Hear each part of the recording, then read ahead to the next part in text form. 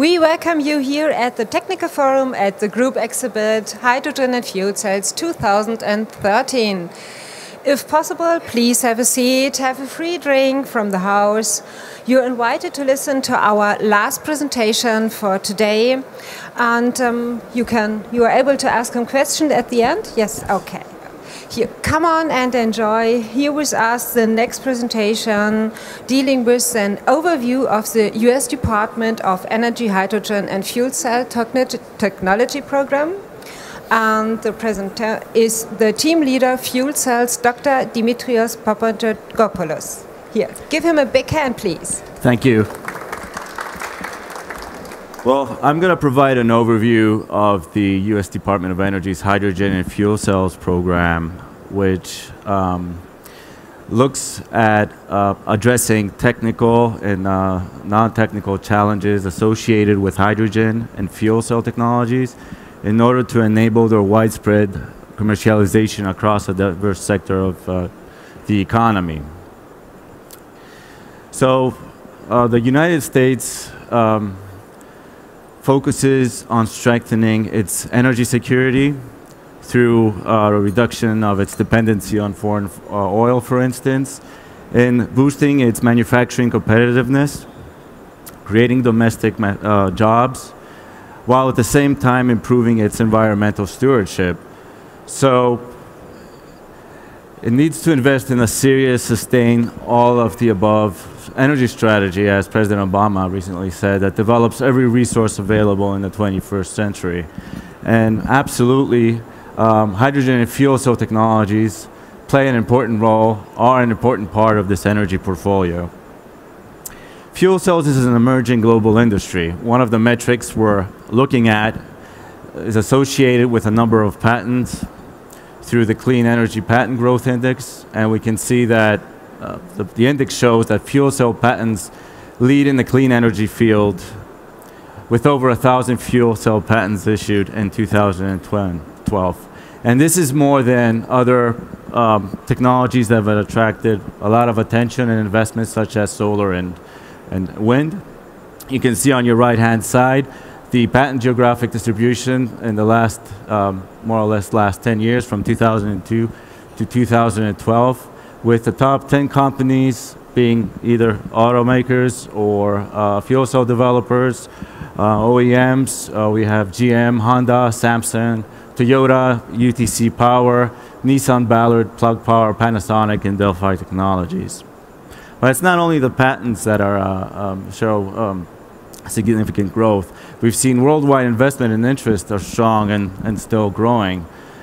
So we have worldwide fuel cell markets continue to grow. We have over 20,000 units shipped in 2011, and this is a 35% increase over 2010.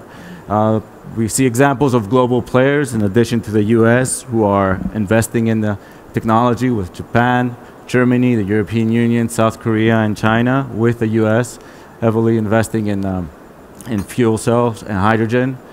And we have more than $1 billion in public investment in R&D alone.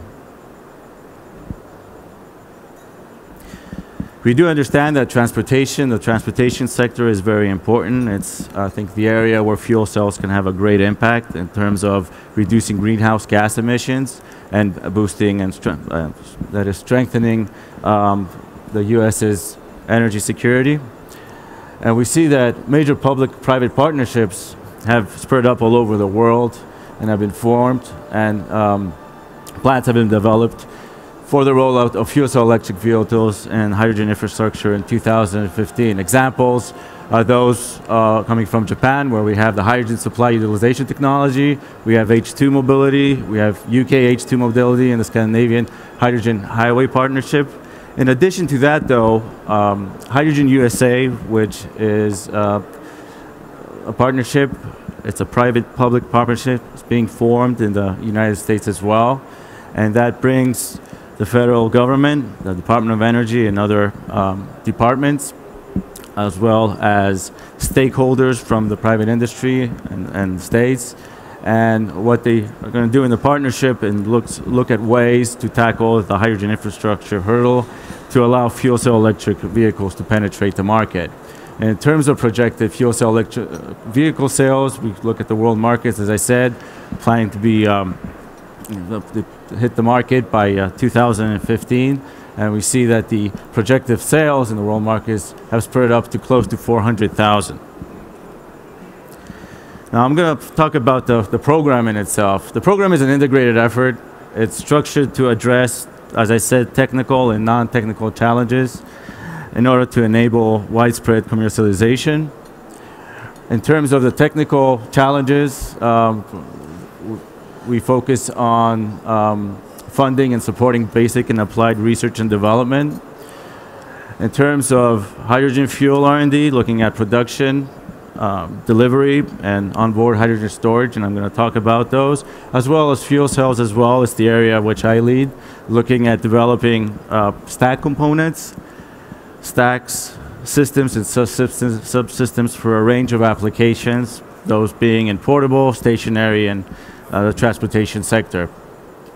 Also looking at addressing issues related to safety codes and standards and outreach in order to allow the technologies to reach the street. We're looking at validating the R&D gauge progress through technology validation with systems operating under real-world conditions, as well as looking at market transformation activities. And the whole reason behind the market transformation activities is to basically enable those economies of scale, so that would lead to a reduction in cost in the system as well. So that's in conjunction with our R&D efforts. There are nearly 300 projects that are currently funded, and these are at companies, at national laboratories, as well as in academia. And we've invested more than $1 billion in the last 6 years alone. If one wants to have a closer look at what we do and what our plan is, the program is released back in September of 2011. It's updated program plan, which updates the previously released hydrogen posture plan from 2006. The program itself includes, for the most part, activities in the Energy Efficiency and Renewable Energy Office, but also there are hydrogen-related activities in the Office of Fossil Energy, Nuclear Energy, and the Office of Science, which looks at more applied research. So what is the federal role in promoting fuel cells? As I said, I touched upon the topics briefly of R&D, technology validation and demonstration, as well as market transformation. So in terms of the R&D, the DOE looks at reducing cost and improving durability, which are the major barriers that would allow commercialization. I have two examples of progress. One I'm going to talk about in one of the following slides, tracks the projected cost of a fuel cell system for automotive applications at high volume, and we can easily see that R&D progress has led to a reduction in cost. And as pointed out earlier, there's also been a reduction in cost in terms of the electrolyzer, with reduced cost of electrolyzer stacks of 60% since 2007. So all the developments that were done, they're researched and they're developed in the lab. Maybe there are prototype systems out there, but the real question comes when one asks, how can you validate the technologies? How can somebody who's not an expert in the field test them and be able to, for us to get the feedback we need? So for that purpose, and that's in the middle bar there, we have Department of Energy sponsored demonstration and technology validation, validate advanced technologies under real world condition and get the feedback that would guide our research and developments. And as an example, and I'm going to talk about that a bit later as well, we have more than 180 fuel cell electric vehicles demonstrated with 25 stations and 3.6 million miles traveled. And last but not least, deployments that will lead to market penetration or market transformation activities. Basically what we want to do is enable, especially for those emerging market applications, enable those economies of scale that would allow a reduction in cost and penetration of the market.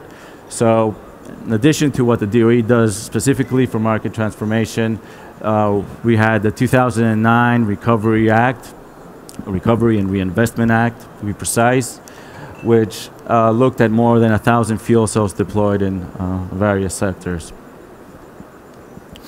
In terms of R&D, specifically for fuel cells, one example I'm going to mention is that associated with PEM fuel cells for automotive applications.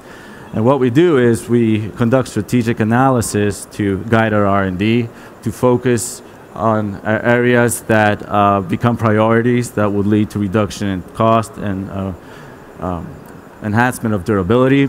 We are targeting $30 per kilowatt at high volume, that's 500,000 vehicles, and a durability of 5,000 hours, which would more or less correspond to 150,000 miles driven.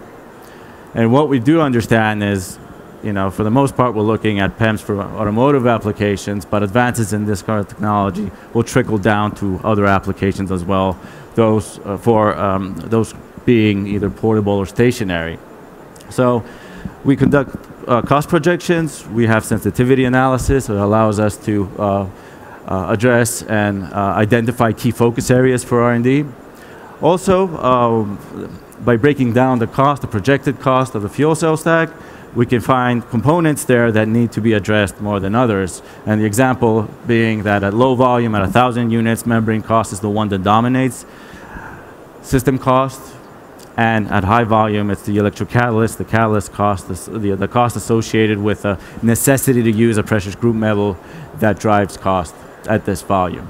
So identifying, for instance, that catalysts are an important area to focus on, we can look at strategies to address the challenges.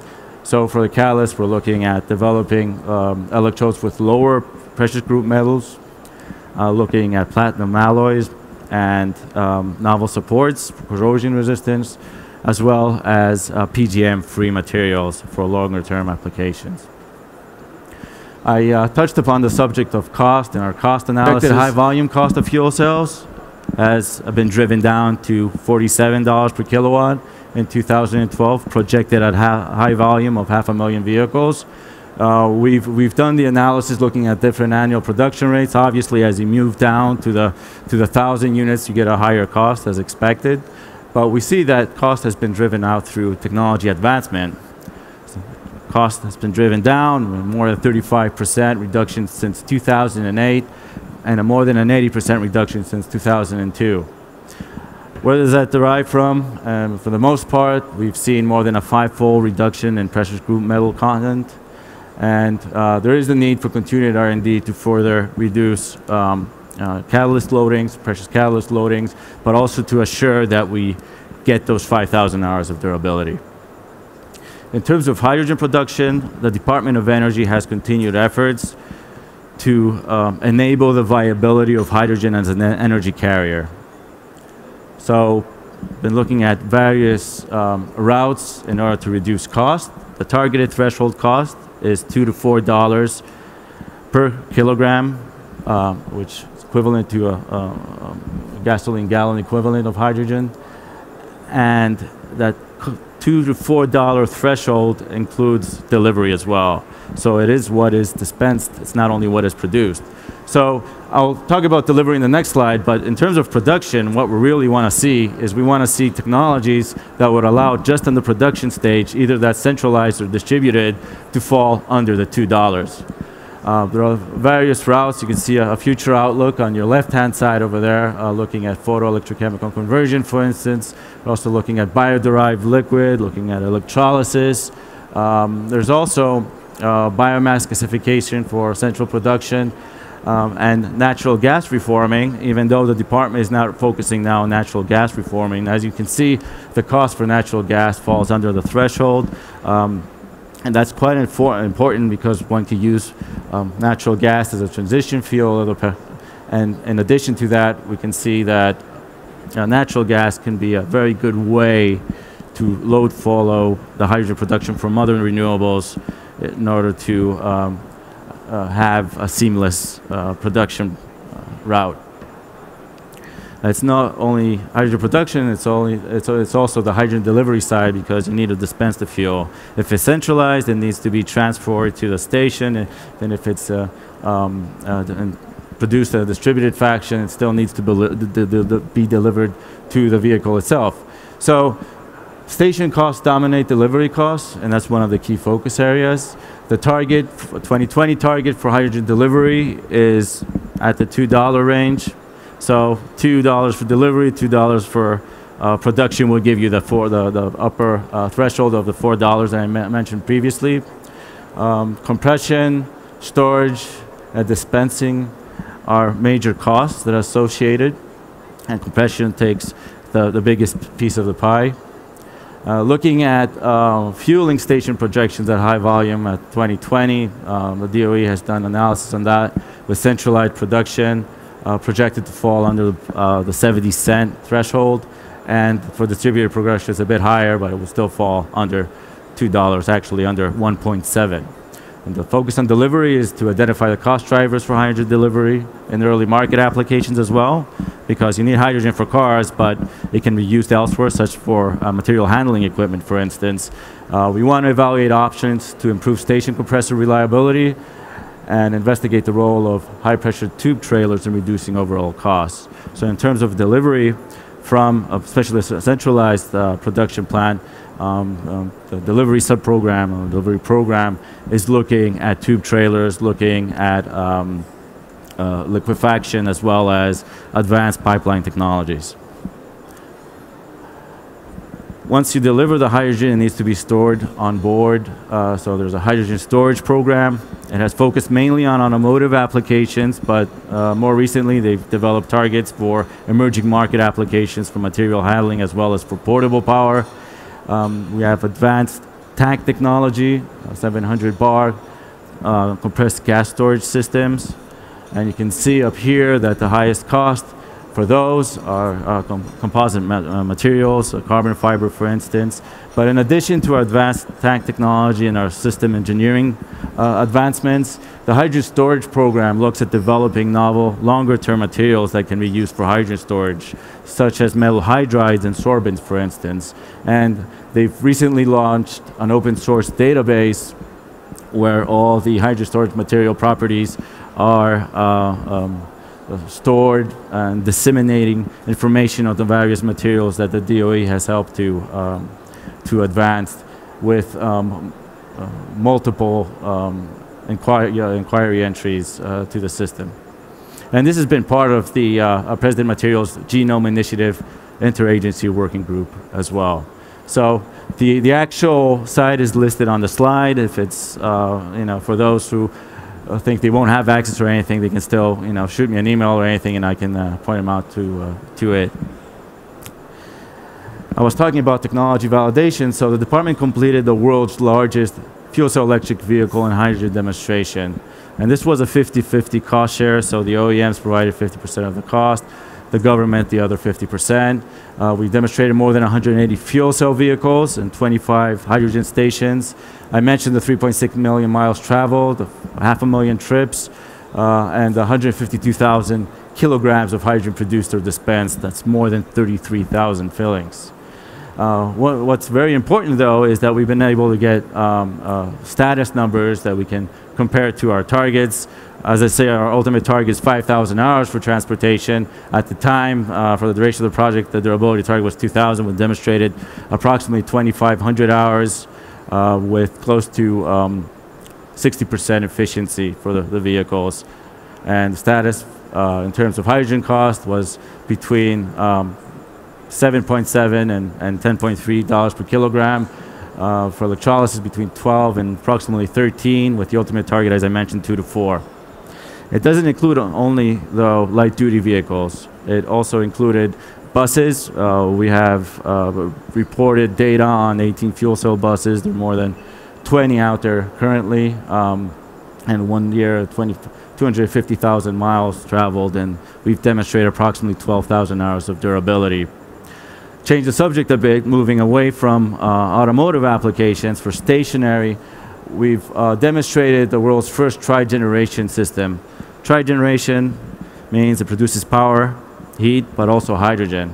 And this is a system that was demonstrated by Fuel Cell Energy. It was a molten carbonate fuel cell system at our at Fountain Valley, which is in Southern California. It demonstrated an efficiency of 54% in CHHP mode. And more importantly, it relied on anaerobic digestion of municipal wastewater. So we're talking about a municipal renewable source.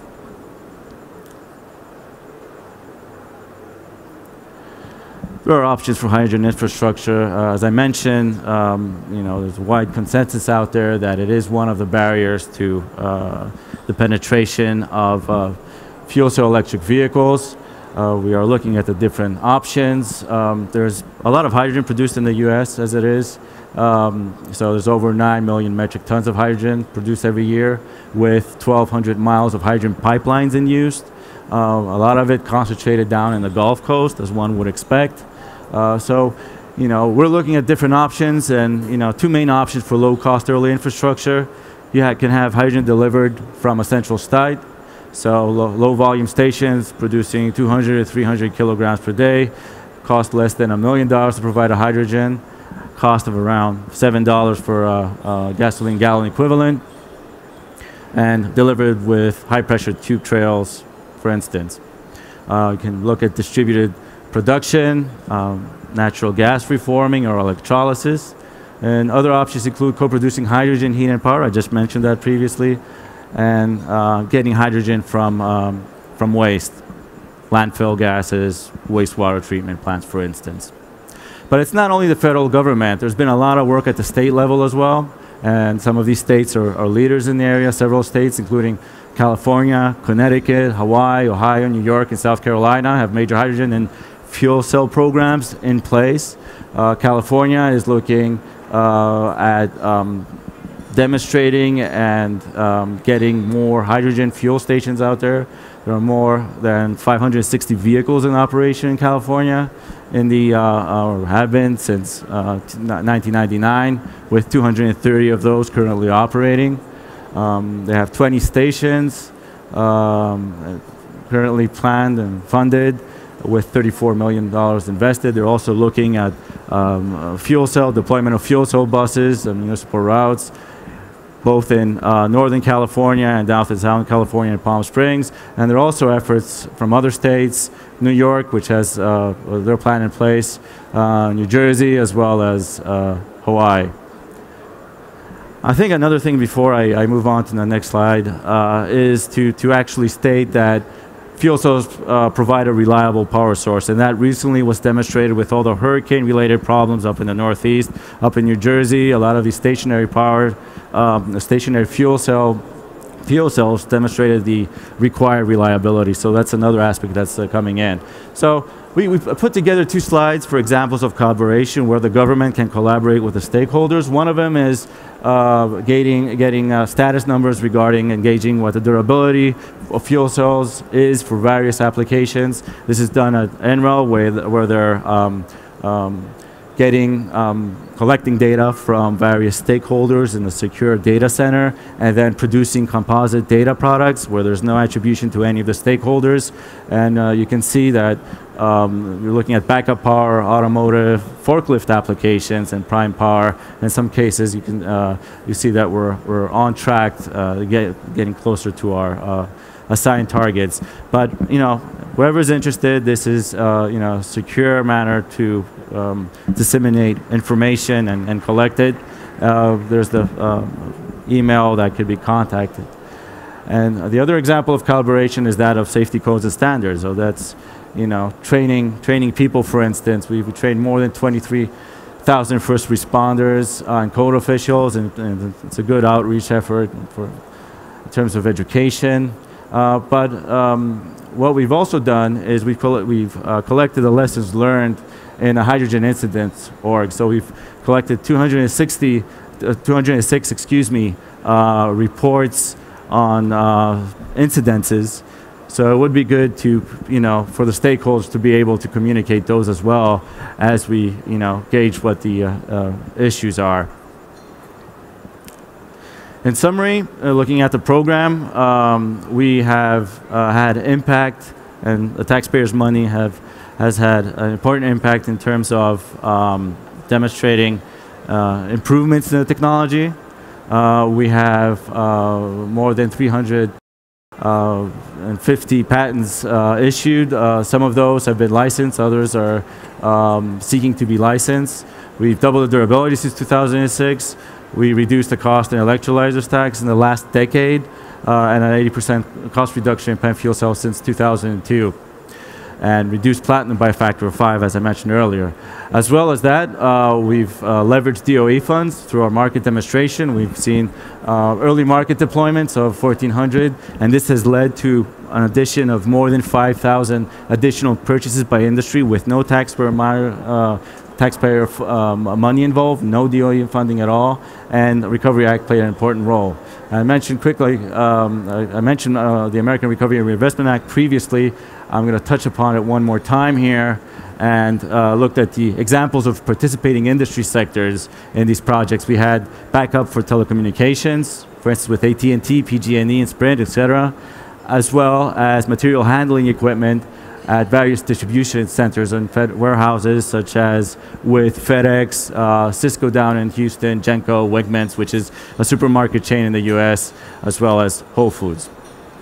What's really interesting, though, is that we had up to 1,000 originally planned. We have more than 1,000 currently operation. The number is 1,241 to be precise, and this has led to more than 3,500 additional fuel cell lift tracks, for instance, in terms of the material handling application with no DOE funding. So a lot of the participants, especially people, the entities associated with the distribution center and warehouses, have seen what the benefit of technology and not only on paper but and actually seeing them operate on the floor. And then, you know, that allows them to get the encouragement to further invest in the technology. So in summary, we would want to continue promoting and strengthening our R&D activities. We also want to continue conducting strategic, selective demonstration of innovative technologies, continue to conduct key analyses to guide R&D and D and the path forward, and leverage activities to maximize impact.